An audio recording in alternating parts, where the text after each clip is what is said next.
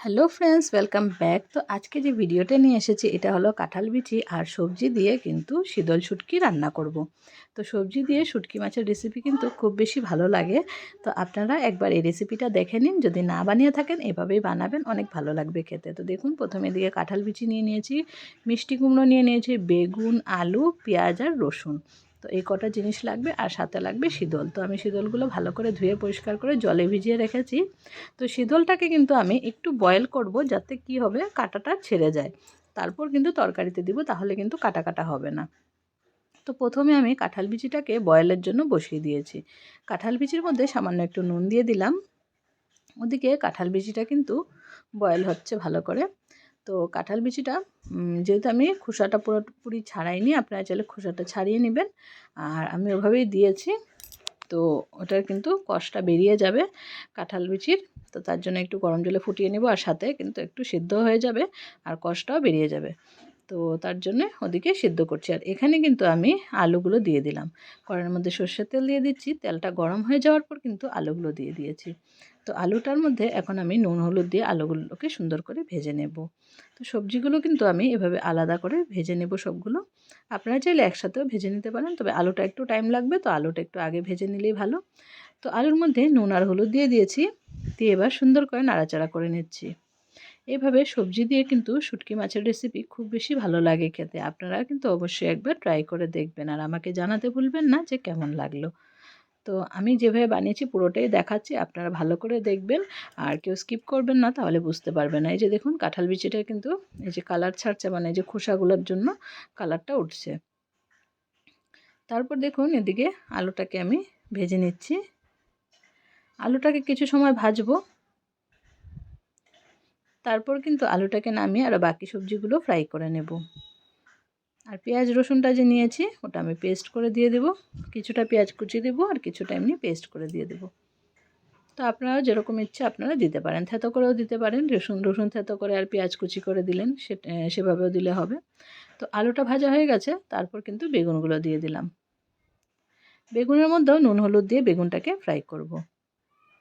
আমি কিন্তু এভাবে সবজিগুলোকে একটু আলাদা আলাদা করে ফ্রাই করি। আপনারা চাইলে মিষ্টি কুমড়ো আর বেগুনটাকে একসাথেই ভেজে নিতে পারেন। আমি কিন্তু আলাদা করে ভাজবো, তাতে কিন্তু আমার মানে ভালো লাগে এভাবে করে বানাতে, মনে হয় যে না ভালোভাবে ভাজাগুলো হয়েছে। তার জন্য আমি এইভাবে ভেজে নিই, আপনারা চাইলে আলাদা করেও ভেজে নিতে পারেন। তো এই যে দেখুন, বেগুনটাকে আবার কিছু সময় ফ্রাই করব।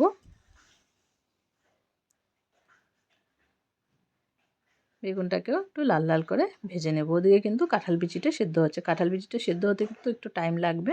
তো ততক্ষণে এর জন্য আমি এই ভাজাগুলো করে নিচ্ছি। তাহলে আমি দুদিকে বসিয়ে দিয়েছি, ঝটপট হয়েও যাবে। এই যে দেখুন, কাঁঠাল বিচিটা এবার কিন্তু পুরোপুরি সেদ্ধ হয়ে গেছে। তো এইভাবে ভালো করে সেদ্ধ করে নিলে কিন্তু খেতে খুব বেশি ভালো লাগে, না হলে একটু শক্ত শক্ত থাকলে ভালো লাগে না। আপনারা খোসাটা এই পর্যায়ে ছাড়িয়ে নিতে পারেন এখন সেদ্ধ করার পর। আবার আগেও যদি চান আগেও ছাড়িয়ে নিতে পারেন। আমি না ছাড়িয়ে করেছি, কোনো অসুবিধা হয়নি খেয়ে। অনেকের তো পেট ব্যথা হয়, তো এমনিতে ছাড়িয়ে নিলেই ভালো, তবে আমি আর ছাড়াইনি। তো দেখুন, বেগুনটা ভাজার পর কিন্তু আমি এই যে কাঁঠাল বিচিটা দিয়ে দিলাম, যেহেতু এটা সেদ্ধ হয়ে গেছে। তো কাঁঠাল বিচির মধ্যে নুন হলুদ দিয়ে আমি কাঁঠাল বিচিটাকে সুন্দর করে ভেজে নেব, যেভাবে অন্য সবজিগুলো ভেজে নিচ্ছি।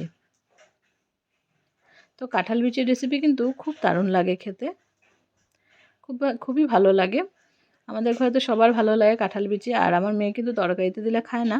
তো ওর জন্য কী করি, আমি যেরকম ফ্রাই যখন করি তখনই ওর জন্য কিছুটা আমি তুলে রাখি।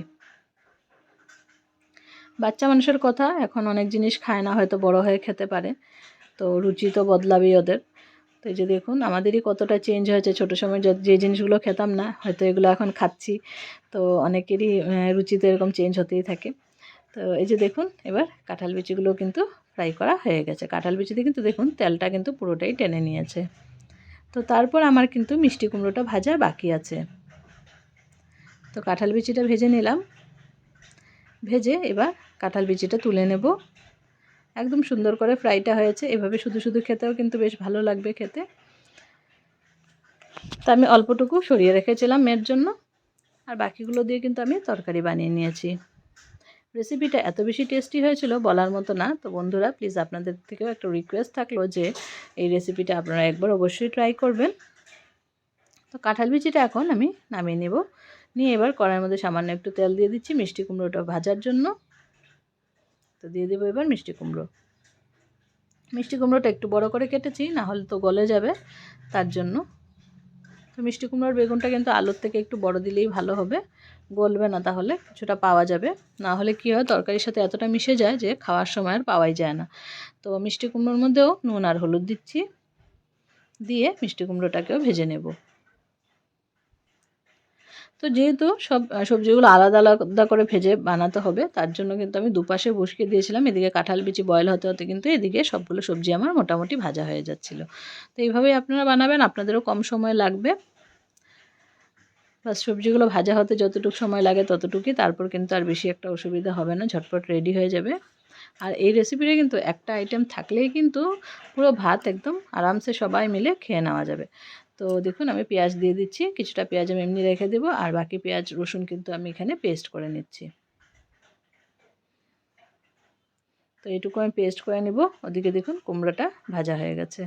তো মিষ্টি কুমড়োটাকে আমি নামিয়ে রেখে দেবো। এবার কিন্তু পেস্ট করে যে মশলাটা করলাম, মানে সেই পেস্টটা আমি ভাজবো, আর মশলাটা সুন্দর করে কষিয়ে নেব। আপনারা চাইলে কাঁচা লঙ্কা ব্যবহার করতে পারেন পেস্টের মধ্যে, আমি কিন্তু শুকনো লঙ্কার গুঁড়া দিব, তার জন্য আমি আর কাঁচা লঙ্কা দিইনি। তো প্রথমে আমি কুমড়োটাকে উঠানোর পর আমি কিছুটা কুচনো পেঁয়াজ যেগুলো রেখেছিলাম সেটা দিয়ে দিলাম। এটা অপশনাল, আপনারা যদি মনে করেন যে শুধু পেস্ট দিয়ে করবেন তাহলে সেটাও হবে। আমি একটু রাখলাম কুচি পেঁয়াজ, আমি এরকম করে বানাতে ভালো লাগে আমার, তার জন্য আমি এভাবে একটু দিয়ে দিলাম। তো এই পেঁয়াজের মধ্যেও নুন হলুদ দেব, আর কিছু সময় নাড়াচাড়া করে তারপর কিন্তু মশলার যে পেস্টটা করেছি সেটা আমি এটার মধ্যে দিয়ে দেব। তো মশলাটা যত বেশি কষানো হবে তত বেশি টেস্টি হবে, এটা তো সবাই জানেন। তো কিছু সময় ধরে আমার মশলাটাকে কষিয়ে নিতে হবে। তো তার আগে পেঁয়াজটাকে ভালো করে ভেজে নিচ্ছি। তো পেঁয়াজটা মোটামুটি ভাজা হয়ে গেছে, এবার কিন্তু বেটে রাখা মশলাটা দিয়ে দেব। এই যে দেখুন, এখানে কিন্তু শুধু পেঁয়াজ আর রসুন আছে, যেহেতু শুটকির রেসিপি তার জন্য পেঁয়াজ আর রসুনের ফ্লেভারটাই কিন্তু এটার মধ্যে বেশি ভালো লাগে। অন্য কিছু দিলে কিন্তু এটার টেস্টটা খারাপ হয়ে যাবে, তার জন্য শুধু পেঁয়াজ আর রসুনটা দিবেন। আপনারা যদি মনে করেন যে জিরে গুঁড়ো দিতে পারেন, লঙ্কার গুঁড়োর সাথে একটু জিরে গুঁড়ো দিতে পারেন, খারাপ লাগবে না খেতে। আমি বানিয়ে দেখেছিলাম আগে, তো জিরে গুঁড়ো দিলেও খারাপ লাগে না, ভালোই লাগে। তো মশলাটার মধ্যে আমি সামান্য একটু নুন হলুদ দিয়েছি কালারটা সুন্দর হওয়ার জন্য। আপনারা যদি মনে করেন দিবেন না, তাহলে না দিলেও হবে। তো এবার যেহেতু কাঁচা মশলা, এটা একদম ভালো করে একটু ভেজে নিতে হবে যাতে এটার থেকে কাঁচা গন্ধটা চলে যায়। তারপর গুঁড়ো মশলাগুলো দিয়ে সামান্য নাড়াচাড়া করে নেব। এই যে দেখুন মশলাটা কিন্তু অনেকটা হয়ে গেছে। তো এবার গুঁড়ো মশলা দিয়ে দিচ্ছি, আমি এখানে লঙ্কার গুঁড়ো ব্যবহার করছি। আপনারা যদি কাঁচা লঙ্কা খেতে চান তাহলে কিন্তু রসুন আর পেঁয়াজের সাথেই বেটে নেবেন, তাহলে বেশ ভালো হবে। তো এই যে লঙ্কার গুঁড়ো দিয়ে দিলাম, দিয়ে এবার নাড়াচাড়া করে নিচ্ছি।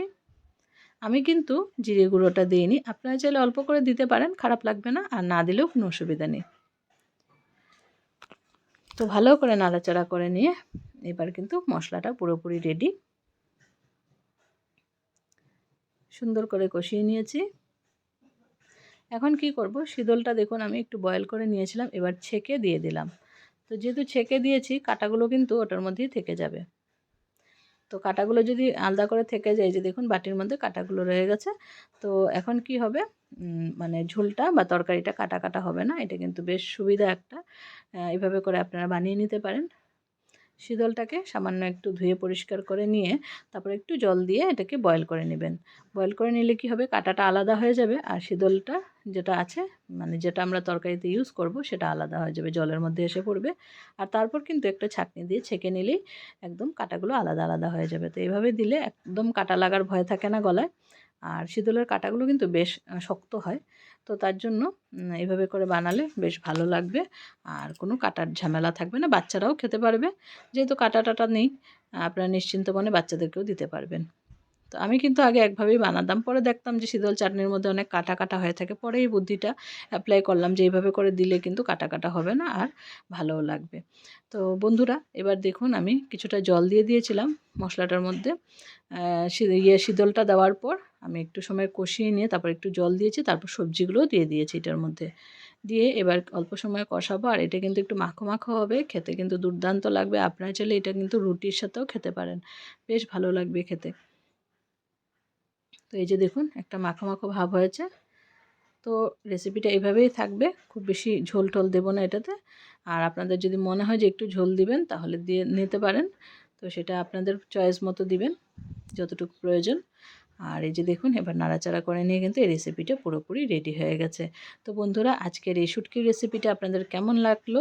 যদি ভালো লেগে থাকে লাইক কমেন্ট শেয়ার করে দিবেন। আর যারা চ্যানেলে নতুন বন্ধু আছেন প্লিজ চ্যানেলটাকে সাবস্ক্রাইব করে বেল আইকনটা প্রেস করে রাখবেন, তাহলে আমার ভিডিওসের নোটিফিকেশন সবার প্রথম আপনাদের কাছে পৌঁছে যাবে। তো বন্ধুরা এটা নামিয়ে নিলাম, দেখুন তো কেমন লাগছে দেখে।